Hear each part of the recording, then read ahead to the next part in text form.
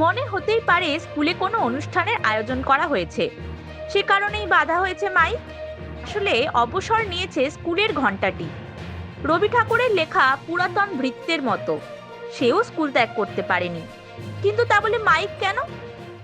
এখন প্রার্থনার জন্য প্রস্তুত হও। ঘন্টার ধ্বনি শোনা মাত্র প্রার্থনা শুরু করো। আসলে বদলে গিয়েছে ঝাড়গ্রামের সাকরাইল ব্লকের কেশিয়াপাতা জিএম হাই স্কুলের রোজকারের ছবিটা। প্রার্থনা থেকে শুরু করে টিফিন ও ছুটি সবই হয় ডিজিটাল মাধ্যমে ঘোষণা। স্কুলের এক নতুন দিগন্ত।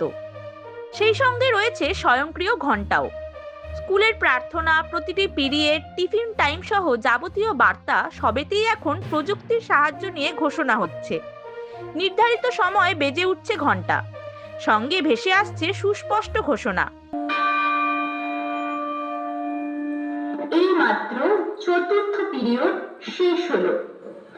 এখন পঞ্চম শ্রেণী থেকে অষ্টম শ্রেণী পর্যন্ত শিক্ষার্থীরা মধ্যাহ্নকালীন আহারের জন্য ডাইনিং হলে চলে যাও। অভিনব উদ্যোগের নেপথ্যে প্রাক্তনী সুরজিৎ মাইতি। বর্তমানে তিনি সবংয়ে এক স্কুলের শিক্ষক। প্রিয় স্কুলের জন্য কিছু করার তাগিদেই মোবাইল অ্যাপ্লিকেশনের সঙ্গে নিজের ভাবনাকে কাজে লাগিয়ে তৈরি করেন এটি। ঘোষণা অংশের জন্য ব্যবহার করেছেন তার ছাত্রী উত্তরমীরা চক্রবর্তীর কণ্ঠস্বর। 10:35 ওয়ার্নিং বেল বেজে উঠল, গেটের মুখে সব বাচ্চারা হাজির হয়ে গেল। 10:40 তোমরা প্রার্থনার জন্য প্রস্তুত হও।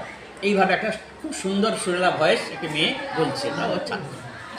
এইভাবে 10:45 প্রেয়ার হলো। ঠিক 10:50 ঠিক 1 মিনিট আগে বেজে উঠছে, শ্রদ্ধেয় শিক্ষক শিক্ষিকাগণ, আপনারা প্রথম পিরিয়ডের জন্য প্রস্তুতি নিন বা প্রস্তুত হন। তো এটা হয়তো মনে হবে অনেকে যে মাস্টারমশাইকে ওয়ার্নিং দিতে হয় না, দিতে হয় না। কিন্তু আমরা যখন ছাত্রছাত্রীকে সচেতন করছি, আমরা নিজেরও একটু সচেতন হলাম। আমরা খুবই উপকৃত এবং আপনারা মেশিনটা দেখলেই বুঝতে পারবেন, মানে মনিটারি লস নয়, কোনো কারেন্টের খরচ বেশি নেই, কোনো ইনভেস্টমেন্ট নেই। স্বয়ংক্রিয় ঘণ্টার ধ্বনি ব্যবহারে ইতিবাচক প্রভাব পড়েছে স্কুলের লাগোয়া এলাকাতেও। অভিভাবকেরা জানতে পারছেন ক্লাস চলছে কিনা। সেই সঙ্গে স্কুল পালানোর মিথ্যা অজুহাত দেওয়ার প্রবণতা কমবে বলে মনে করছেন অভিভাবক থেকে স্কুল পরিচালন সমিতির সদস্যরা। Bureau report, Hindustan news point.